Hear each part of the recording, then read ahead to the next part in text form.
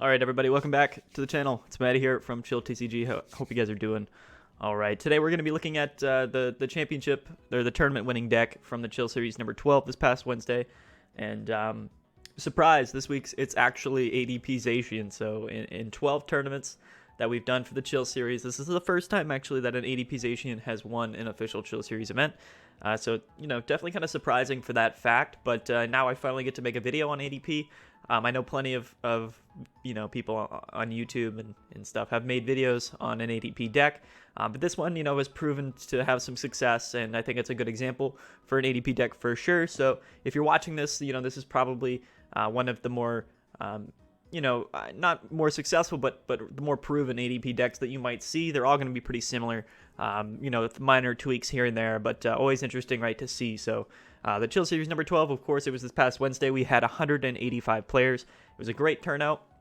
And, you know, like I said, this week we actually had an ADP Zacian win. So if you guys are interested in playing Chill Series events, they're always on Wednesdays. Definitely go check them out for sure. But let's get into it here. So if we go and look at the standings, we went through this in our top 16 deck list videos. All of these, you know, all of these individual decks in top 16. So if you guys are interested in all these other decks, then go check out that video. Today we're just gonna be looking at S Sabango 2, his list here from the US. He went 10-0-2 in the tournament, so it was actually a really good run. Let's take a look at his game specifically. So he never lost actually a game. He won 6 in a row in Swiss, and then ID'd in his last 2 games there. Of course, makes sense. Guaranteed to make top cuts, so, you know, why not? He beat Tate Whitestall there right at the first game playing Scorch, and then he beat a Desi Goons, which is actually really cool. We'll see in this deck he doesn't actually have any like necessarily any specific text for Decidueye or Decidueye Goons, so definitely really cool to see him get the win there. Next up, he beat Colossal, he beat Rillaboom Rowegg, then beat another Scorch, ADP, and then he ID'd against 2 Pikarom variant decks, one just Pikarom, and then the Lightning Mewtwo. So, you know, definitely kind of cool. Just looking at that Swiss run, you know, you might think, well, maybe he would have had some problems against like the Pikarom or the Lightning Mewtwo, but, you know, we'll see that when he gets into top cut here, he did ended up playing those 2 decks in the semifinals and the finals match, and got the win both times. So, ended up playing another Colossal there, first round of top 16, got the win for sure, and then played another ADP. So we had a few ADPs in this tournament. ADP was the most played deck, and, you know, that's pretty common for a lot of these online events. But he got the win over Jobberman there, playing another ADP list. We can take a look at that one later if you guys want. But and then next up, he actually played Vitor Lugan. You know, a great player. Someone who was very active in all of these online tournaments, always places very well. He was playing Pikarom in this tournament, and I believe Vitor Lugan actually got a win at Hexters, I believe. I think he won Hexters like 2 days later with that same Pikarom list, so definitely a really great player. But SS Bango did get the win, so, you know, big shout out to him. And I actually did post, so just a side note, I posted the finals match. So if any of you guys are interested in sort of seeing how this ADP deck, you know, might play out, or if you're interested on how to play this list, not that it's super difficult to learn how to play ADP, but if you're interested in just sort of seeing some gameplay for this list specifically, then go check out that video. It's definitely a really good example of how good ADP can be. So he got the win over Vitor Lugan there in the semifinals, and then ended up playing Angel Oranabar, who similarly to Vitor Lugan is one of those very active players in the online community, and has a lot of success. And he was playing Lightning Mewtwo, and had a fantastic run himself through the tournament, but ended up falling to ADP in the finals. And, you know, SS Bango did go 2-0 in that finals set. So definitely a really good run for SS Bango here. We're going to go and tune over to the list, but I just wanted to show you guys, you know, this was his run through the tournament. And again, you know, we had 185 players in this tournament. Plenty of good decks, plenty of great players here in this tournament, but this ADP list came out on top and had a really good run. And if we take a look at the metagame, which you guys might be interested in as well, we had 32 ADP Zacian, so 17.3% of the meta share, so this is definitely a sizable chunk. This sort of distribution is pretty common. I think once you get below, like, you know, like the first 10 decks, then things might get a little bit like, you know, you might see a lot of variance between, you know, all those other side decks that people might be playing, especially like all of these one-up decks. Which are very cool and very original. But when you look at the top few, this is typically how it'll go. Sometimes, you know, we'll get more Pikarom players than ADP actually, but 32 ADP for this Zacian, for this tournament, 32. And you know, SS Mango just came out on top. So let's get into the deck list. I've been stalling for too much. I know what you guys came to see. Okay, hold on.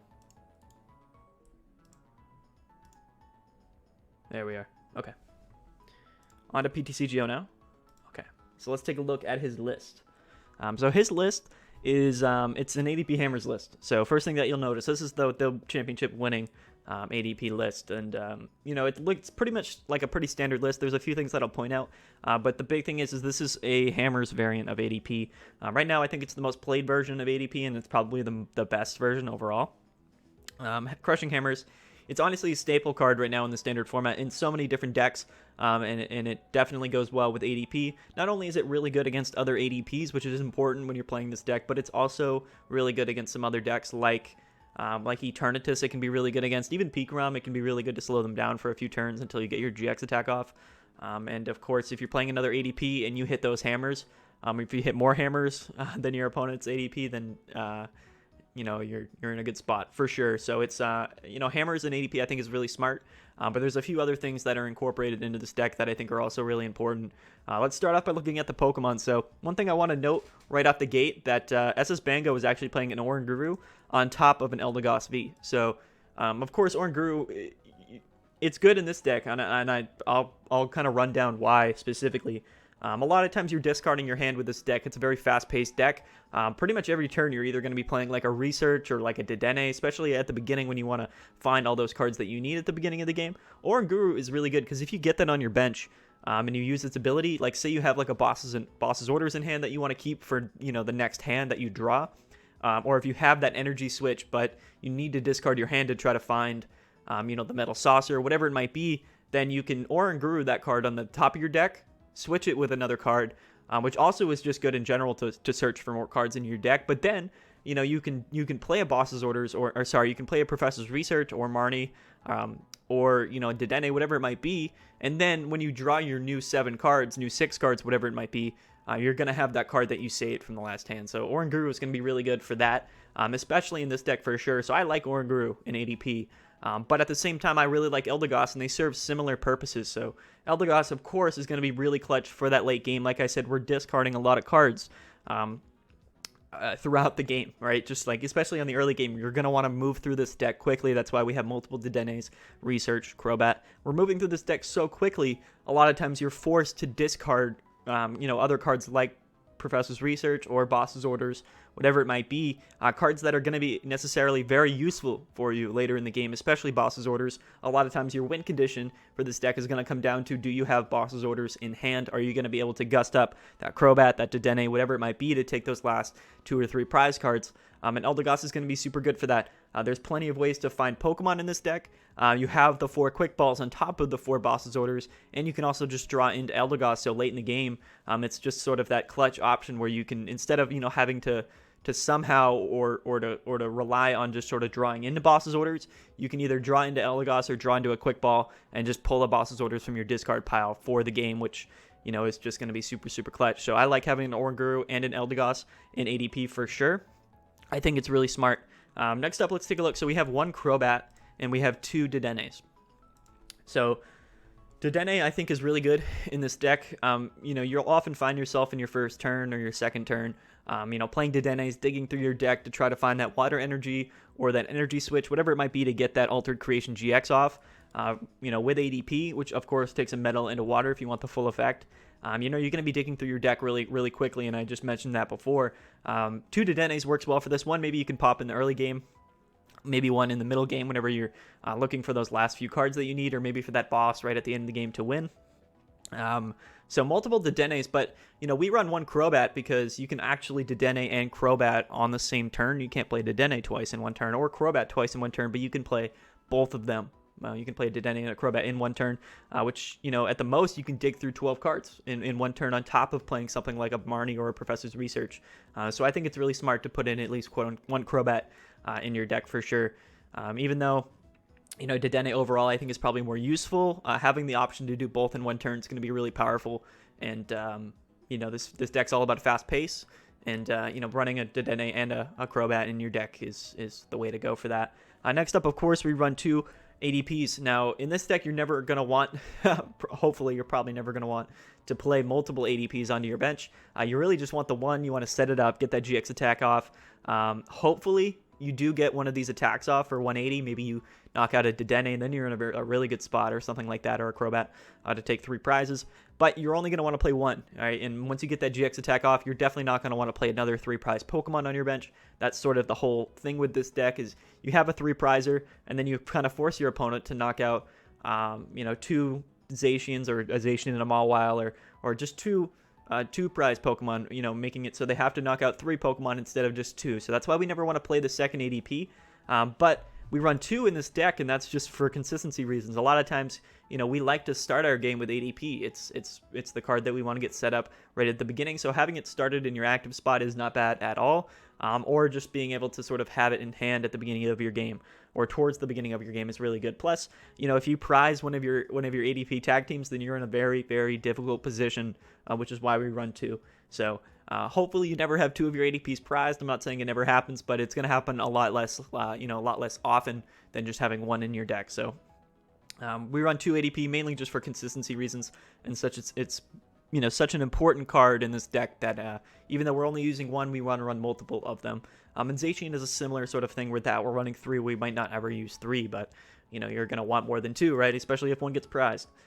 So next up, though, before we get into Zacians, we run 1 Mawile. This is a card that people have been putting into ADP since about when Darkness Ablaze came by. After post-rotation, it just sort of appeared as a really good inclusion into ADP for, a few reasons. One of them, and I think probably the best option or the best reason to run Mawile, is for that ability. So when you play this Pokemon from your hand onto your bench during your turn, your opponent reveals their hand, so you get to look at your opponent's hand, but you also get to put any number of basic Pokemon that are in your opponent's hand onto their bench. Now, if you know anything about ADP, and I'll probably explain it all throughout this video, but the most important thing with ADP is being able to gust your opponent's bench Pokemon into their active spot. That's how you sort of get KOs. That's how you knock out all these support 2-prize Pokemon that are on your opponent's bench, and you take 3 prizes for each one if you get that GX attack off, and that's really how you're going to be winning games most of the time. But you're going to run against a lot of decks that know your strategy. You're going to run against a lot of decks that probably things like maybe Decidueye and Decigoons. Decidueye and Goons, right? For an example, a deck like that who may be running only single prize Pokemon, and once they get a Decidueye out on the field, they're not going to play any more Pokemon on their bench because they know that you can't do any damage, right? So, they're gonna refuse, right, to put any more Pokemon on their bench because that's just going to become a liability for them. With Mawile, you can kind of wait, right? Over time, your opponent's if you're playing Decigoons as example, your opponent might get a large hand over time, and they're going to have a lot of basic Pokemon in their hand because they're just kind of holding on to them for a while. You play your Mawile, put maybe 2, hopefully maybe even 3 of their basic Pokemon under their bench, and then you can just gust up into those and knock those out for multiple prize cards. So Mawile is going to be really good for that. It's also really good in going against decks like Eternatus VMAX. Eternatus VMAX is a deck that is very powerful, but it requires having 8 Pokemon on its bench most of the time, or at least that's sort of the strategy for Eternatus. So not only for Mawile-GX, because Eternatus is also running 4 Crobats. You got to keep that in mind. And it likes to play those Crobats like every turn to consistently draw cards. Mawile, it's really cool. On your turn, you can play Mawile, make him put Crobat onto his bench, maybe even 2 Crobats on his bench, and he doesn't get the effect if he's doing it during your turn. So, that's a good way to kind of make sure that he does get those 2 prize Pokemon down onto his bench without actually drawing cards, so you're effectively wasting those Crobats from Eternatus. So Mawile is also really good in that matchup, just for an example, as well as his attack actually being really good in the Eternatus matchup. Specifically, it does 10 damage plus 30 more for each Pokemon on your opponent's bench, and it only takes 2 energy, including a colorless, and we are running water in this deck, so that's an option. But if you do the math, 30 times 8, if he's playing Eternatus and he's got 8 Pokemon on his bench, then that goes up to, it goes up to 240. Or no, it goes up to 240. And plus 10, that's 250. 250 for 2 energy is a really good attack, right? So that's also a really good option when you're playing against things like Eternatus. It's just overall a really good card in this deck, specifically for its ability, but its attack can be really good in certain matchups as well. Doesn't have a lot of HP, so you got to be careful of that, but definitely that card that can be really clutch. Next up, of course, the bread and butter of the deck, and that is Zacian V. Everyone knows what Zacian V does. It's probably the best 2-prize attacker in the game right now. 3 energy, 230, just super good with the ADP boost, does 260. Just sort of like your best option to get KOs and take multiple prize cards. Really easy to set up in this deck as well. If you get that ADP attack off, you get to just attach 3 energies from it, or from your deck onto it. Super clutch. We also run Metal Saucers and other types of things. So just a match made in heaven, you could say. Just a really good matchup for sure. We run 3 of those. Now, we run 3 because, again, if you have 1 prize, you're going to want probably multiple Zacians throughout the game. I don't really see you ever needing more than 2 Zacians on your bench or in play at any point throughout the game. But, of course, if you need 2, if you're oftentimes going to need 2 on your bench, you might as well run 3 just for safety reasons and consistency reasons. So that's the Pokemon lineup. I'm probably going into too much detail here, and all you guys are probably interested in is the list. But for the new people here, I'm going to explain everything, right, and try to go through the mindset, at least. Next up, let's look at the trainer cards, specifically the item cards. So for Pokemon Search, I'm going to go in a little bit out of order, but we're running 2 Cherish Balls and 4 Quick Balls. Quick Ball is super good in this deck because literally all of our Pokemon are basic Pokemon. So if you have a Quick Ball, that means you can discard a card and just find any of your Pokemon. It's also really good because, we don't mind discarding cards in this deck for sure, specifically energies, or even supporters, because, we do have the Eldegoss and we do have 4 Metal Saucers. So preferably, actually, at some point during the game, you would like to discard 1 or 2 of those metal energies so that you can Metal Saucer them onto your Zacians. And set them up even quicker. And Quick Ball is actually going to help with that a lot. So Quick Ball, definitely really good in this deck. Cherish Ball, we do have a lot of GX Pokemon as well. We have 2 ADPs, we have 2 Dedennes, and we have the Mawile. So that's 5 GX Pokemon in this deck. So 2 Cherish Balls, not bad at all. It's kind of just a free search for any of those 5 Pokemon. Can be really good specifically to find Dedennes, right? A lot of times you'll have a Quick Ball in hand and a Cherish Ball, and this is really good because you can find a Dedenne and a Zacian, or a Dedenne and an ADP, and you don't actually have to discard 2 cards, you only have to discard 1, so it's just a really good secondary option for finding Pokemon. Next up, Crushing Hammers. I mentioned it earlier, it's just a staple in a lot of decks. It's really good in just so many matchups, and in a powerful deck like ADP, if you are flipping 2, 3, or even 4 of those heads, coin flips, with your Crushing Hammers, then you're putting yourself in a much, much better position to win those games. So Crushing Hammers, you'll see it in every deck, and there's no difference with ADP. It's just as good in ADP, maybe even better than the other decks. Next up is Energy Spinner. Now, Energy Spinner is important, I think, in this deck. We don't really need to use it for that secondary effect, although it just makes the card better than just running a normal energy search card. But having ways to search out energy is really important with ADP because, we're running only 3 water energies, but you need water energy to put on ADP to use that GX attack. So we don't want to really rely on drawing into water energy. It's preferable that we can search it out, if we need to, but also, you can just search out a metal energy as well. So again, it gives you that flexibility and kind of makes it just that much easier to find energy for this deck, which is really important. Not that it's really ever difficult to find energy in this deck. We do run 11 energies, but a lot of times, sometimes it's just hard for you to draw into those wider energies, but it's really important. So, we run Energy Spinner for that fact, just to make it more consistent for us to draw into those water energies, which is really important for sure. Next up is Energy Switch. Energy Switch is actually a really, really good card in general, but in this deck specifically, it's very, very important. Some people might even run 4 Energy Switches, and I can kind of see why.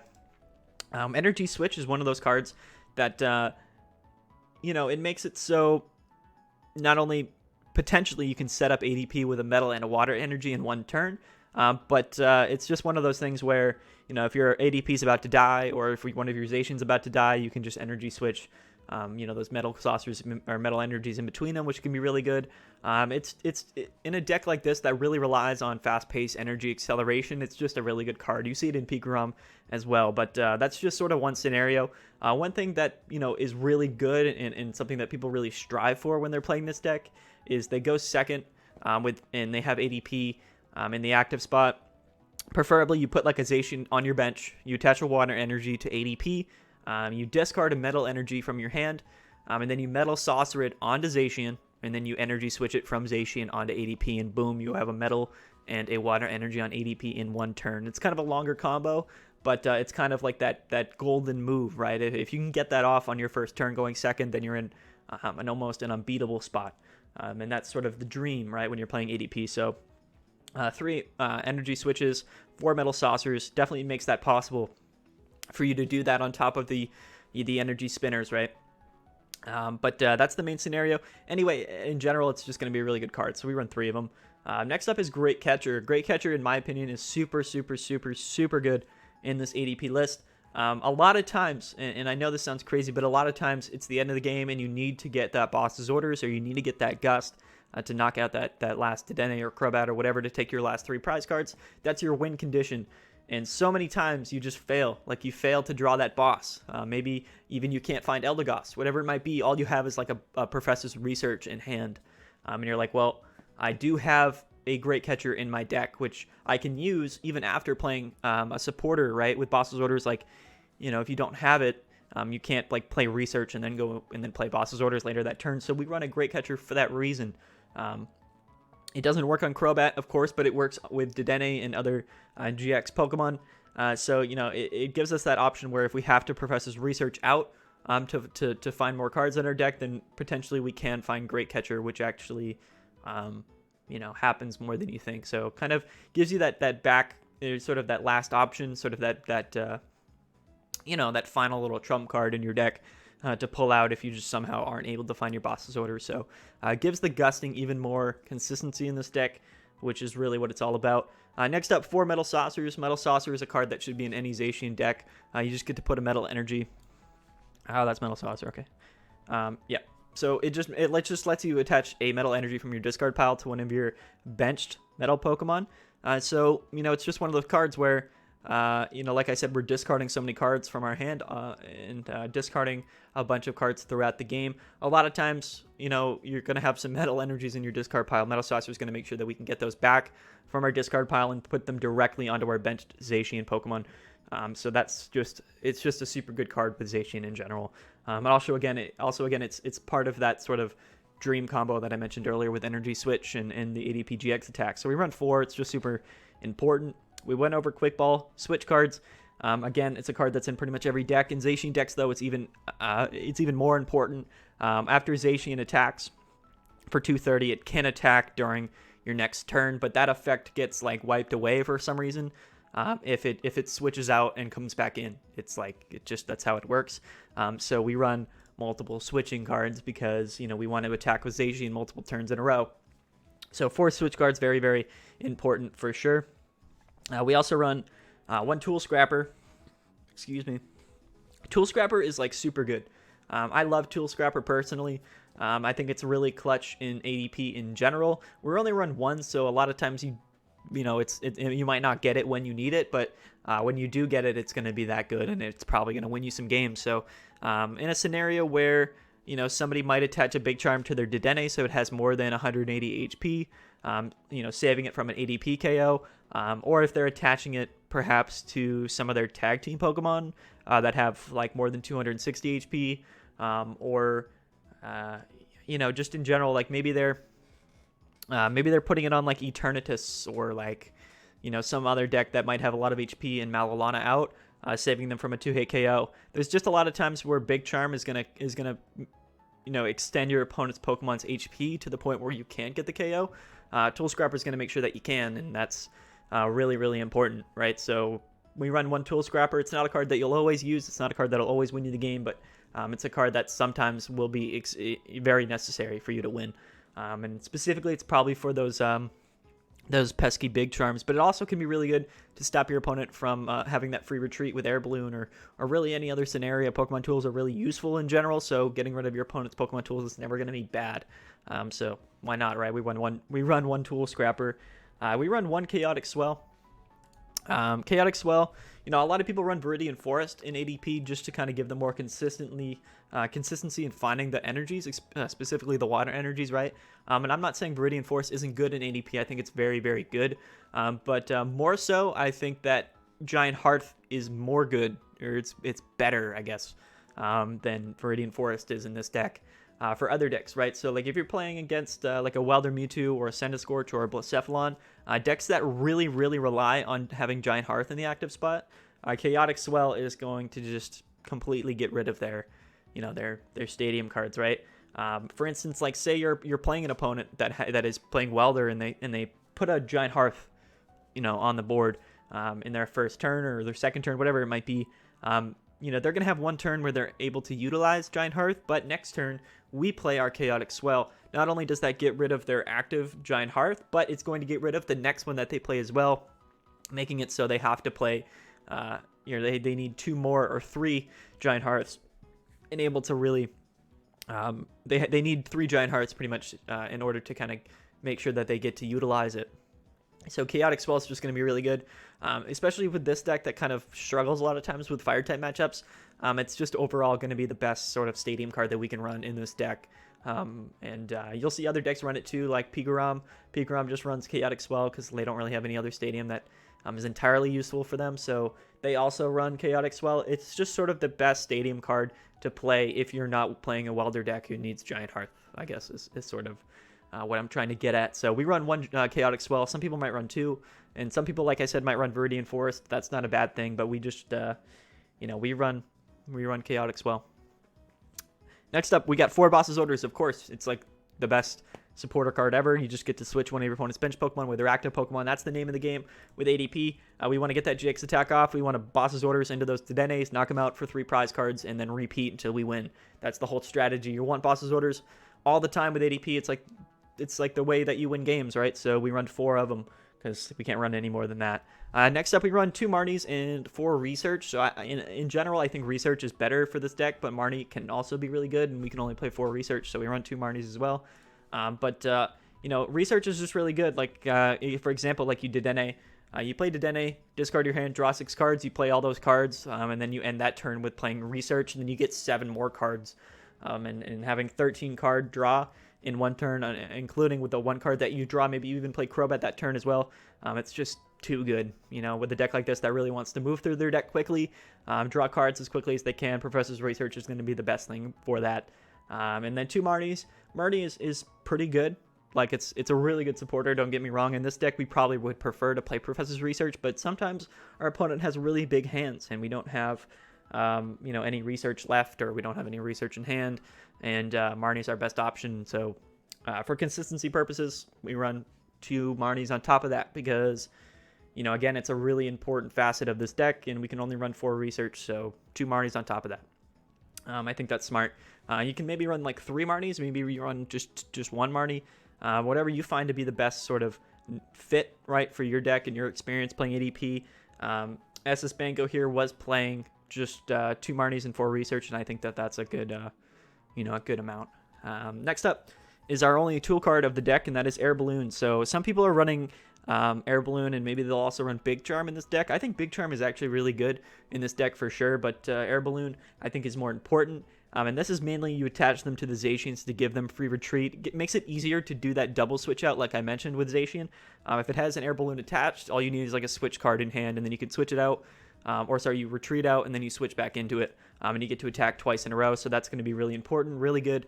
Air Balloon, I think, is just one of the best cards to ever go with Zacian, so it's, like, important, right? It makes sense that he would put it in this ADP list.